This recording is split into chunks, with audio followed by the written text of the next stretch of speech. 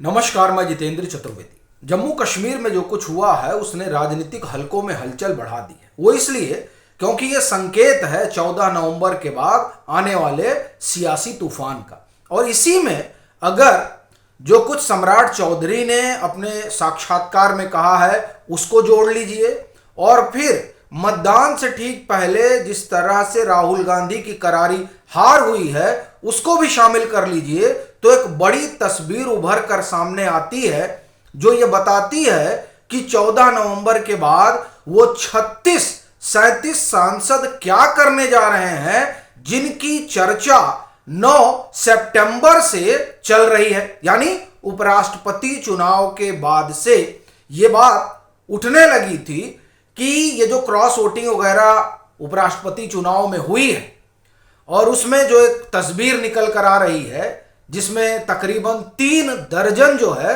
वो सांसद दिखाई देते हैं, वो क्या निर्णय करेंगे। तो वो क्या करने वाले हैं असल में वही जानने समझने के लिए जम्मू कश्मीर से जो घटनाक्रम शुरू हुआ है उसे देखते हैं और फिर विस्तार से उसको समझते हैं। देखिए, जम्मू कश्मीर में बहुत बड़ी घटना हुई है और ये इतनी बड़ी राजनीतिक घटना है जिसने पूरे इंडिया ब्लॉक को हिलाकर रख दिया है। क्यों? क्योंकि वहां राज्यसभा का चुनाव हुआ। उस चुनाव में किसी भी कीमत पर भाजपा को नहीं जीतना था।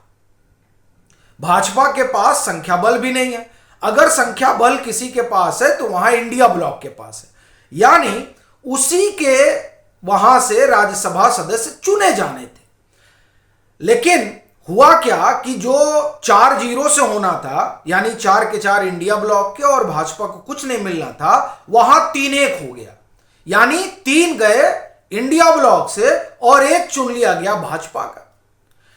यह तब हुआ जब भाजपा के सबसे बड़े रणनीतिकार अमित शाह बिहार चुनाव में व्यस्त थे कि बिहार को कैसे निकाला जाए। प्रधानमंत्री बिहार में लगे हुए हैं। यानी जो जम्मू कश्मीर में हुआ है वो वहां के स्तर पर उनके नेताओं ने बड़ा भारी खेल कर दिया और उस खेल में 4 आप एक तरह से कहें कि वोट एक्स्ट्रा मिल गए। किसको? भाजपा को। देखिए, उनको जीतने के लिए 28 भाजपा के पास हैं विधायक, एक और चाहिए था 29 में वो राज्यसभा पहुंच जाते। लेकिन दिक्कत क्या हो गई है कि साहब जहां 29 होने चाहिए थे वहां 32 हो गए। ये जो मामला है ये परेशान कर रहा है इंडिया ब्लॉक को, क्योंकि साहब कोई लगा ही नहीं यहां जो भाजपा का शीर्ष नेतृत्व है, और उसके बाद भी स्वेच्छा से क्रॉस वोटिंग हो गई। ये क्रॉस वोटिंग बता रही है कि आने वाले दिनों में कौन सा राजनीतिक भूचाल आ रहा है। और ये मैं इसलिए भी कह रहा हूं क्योंकि बिहार में भी 2 घटना घटी है। एक क्या हुआ है, जो सम्राट चौधरी डिप्टी सीएम है उनकी एक लंबी बातचीत होती है इंडियन एक्सप्रेस के साथ। उसमें वो क्या कहते हैं? उसमें वो कहते हैं कि नीतीश कुमार हमारे मुख्यमंत्री हैं और हमारे मुख्यमंत्री रहेंगे। यानी एनडीए का चेहरा कौन होगा वो सम्राट चौधरी ने घोषित कर दिया। और देखिए, सम्राट चौधरी यूं ही तो नहीं कह रहे हैं, क्योंकि उनको अमित शाह का बिहार में आंख कान नाक माना जाता है और वो कह रहे हैं कि वो हैं और रहेंगे। इसका मतलब ये हुआ कि बिहार एक तो पहले ही माना जा रहा था कि जो एनडीए है वो बिहार में बढ़त लिए हुए है, लेकिन अब इस घटना ने, यानी मैं कहूं कि इस उनके बयान ने यह स्पष्ट कर दिया कि अब वहां एनडीए सिर्फ जीत नहीं रही है, प्रचंड बहुमत से आ रही है।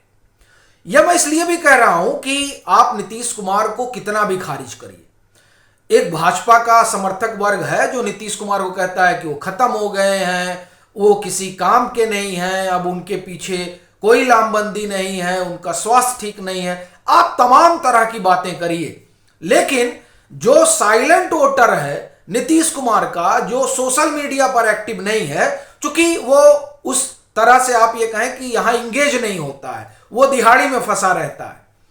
वो आंख बंद करके अगर किसी को जानता है तो नीतीश कुमार को जानता है। तो इसलिए ये बहुत बड़ा पॉलिटिकल मूव है एनडीए का, खासतौर से मैं कहूं भाजपा का ये कहना।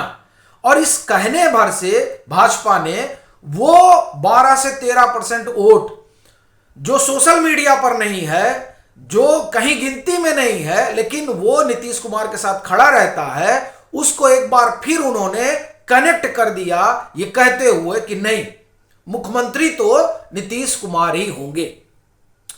ये आप एक तरह से कहें कि इसने बहुत स्पष्ट कर दिया कि 175-80 सीटें जो है 243 स्ट्रेंथ वाली विधानसभा में एनडीए को मिलने जा रही है। यह बहुत बड़ी बात है।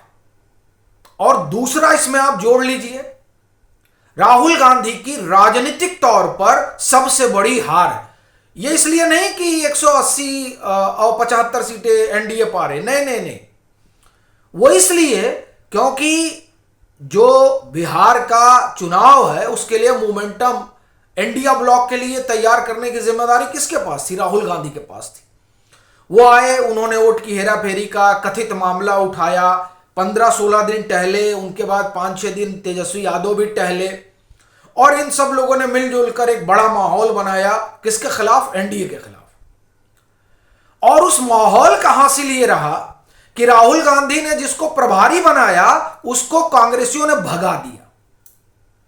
और जिस ऐंठ में, जिस अकड़ में राहुल गांधी खड़े थे, उस अकड़ को न सिर्फ राजद ने ढीला करवा दिया, बल्कि उन्हीं की पार्टी से पूरी आप ये कहें कि प्रेस कॉन्फ्रेंस में ये बुलवाया कि तेजस्वी यादव मुख्यमंत्री चेहरा है, और मुकेश सहनी जो राजद कोटे से हैं उनको डिप्टी सीएम घोषित करवाया। 15 सीट पर ही तो मुकेश सहनी लड़ रहे हैं, और 61 सीट पर या 60-61 जो भी सीट पर लड़ने वाली कांग्रेस की यह हिम्मत नहीं हुई कि वो बोल दे कि हमारा भी डिप्टी सीएम होगा। यह है राहुल गांधी की मतदान से पहले होने वाली सबसे बड़ी हार। और इस हार ने यह तो तय कर दिया है कि अब राहुल गांधी के पास राजनीतिक तौर पर ना तो कोई आप ये कहें कि विकल्प है, और ना ही उनका कोई इकबाल बचा है जहां वो कोई निर्णय करा पाए। कायदे से उन्हें राजद ने डिक्टेट किया। कहा यह भी जाता है कि लालू प्रसाद यादव ने आला कमान से कहा कि कृष्णा अलावरू जो है उससे हम बातचीत नहीं करने वाले हैं, तब अशोक गहलोत को भेजा गया। दूसरी बात, कृष्णा अलावरू के ऊपर टिकटों के खरीद फरोख्त का आरोप लगा, और जब उनको हटा दिया गया तो इसका मतलब यह हुआ कि जिसे राहुल गांधी ने भेजा वो भ्रष्ट है, और यह कांग्रेस ने माना। और तीसरा, राहुल गांधी जिस ढर्रे पर बिहार का चुनाव लड़ना चाह रहे थे उस ढर्रे को कांग्रेस ने खारिज किया, और वो उस ढर्रे पर गई जो ढर्रा सोनिया गांधी का है। ये बातें बड़ी आप एक तरह से कहें कि स्पष्ट करती हैं कि राहुल गांधी की अगुवाई में कांग्रेस से कुछ नहीं हो पाने वाला है। अब इन तीनों चीजों को आप जोड़िए कि जम्मू कश्मीर में भाजपा की टॉप लीडरशिप नहीं मौजूद थी और वहां 4 वोट ज्यादा मिल गए बीजेपी को। बिहार में जो कुछ हुआ उससे इतना स्पष्ट हो गया कि कितना बड़ा जनमत जो है वो एनडीए को मिलने जा रहा है। और राहुल गांधी की विफलता ने यह साफ कर दिया कि उनकी अगुवाई में ना कांग्रेस कुछ कर पाएगी ना इंडिया ब्लॉक कुछ कर पाने वाली है। यानी जिन 36-37 सांसदों ने 9 सितंबर को यह निर्णय लिया था कि हम अंतरात्मा की आवाज सुनेंगे और एनडीए के उम्मीदवार का समर्थन करेंगे, दरअसल वो क्या करने वाले हैं यह एकदम स्पष्ट हो चुका है। यही कारण है कि राजनीतिक हलकों में सबसे ज्यादा हलचल है। राजनेता अब ये सोच रहे हैं कि उनका राजनीतिक भविष्य क्या होगा। खास तौर से कांग्रेस के भीतर जिन सांसदों की एक बार चर्चा हो रही थी, 26-27 सांसद जो इस बात को लेकर आप ये कहें कि भिड़ंत हो गई थी कांग्रेस में कि भाई ये जो एसआईआर का मुद्दा, ये जो वोट की हेराफेरी का मुद्दा आप लोग उठा रहे हैं, इसका कुछ हासिल होने वाला है, तब उनको समझाया गया था कि नहीं, ये बहुत बड़ा मुद्दा है, ये तूफान खड़ा कर देगा। अब हालत यह है कि बिहार में उसकी कहीं चर्चा ही नहीं हो रही है, और तूफान तो छोड़िए, अब तो एसआईआर पूरे देश में होने जा रहा है, मुश्किल से 1 सप्ताह के भीतर वो शुरू हो जाएगा। यानी वो जो सांसद ये बात उठा रहे थे कांग्रेस के भीतर, वो भी अब समझ चुके हैं कि कांग्रेस में रहकर कुछ नहीं होने वाला है। तो इसीलिए ये जो जम्मू कश्मीर का आप एक तरह से कहें कि सियासी दांव पेच हुआ है वहां, और उसके बाद से जो घटनाक्रम बिहार में घटा है, घट रहा है और घटने वाला है, उन सब ने मिलकर ये स्पष्ट कर दिया है कि 14 नवंबर के बाद नरेंद्र मोदी की अगुवाई वाले एनडीए का संख्या बल जो अभी 292 है, उसमें 36-37 और जुड़ेंगे और वो तकरीबन 330 के आसपास हो जाएगा। अब वो सीधे भाजपा में जाएंगे या गठबंधन का हिस्सा बनेंगे, वो देखने वाली बात रहेगी। लेकिन इतना तो तय हो गया है कि 14 नवंबर के बाद क्या होने वाला है।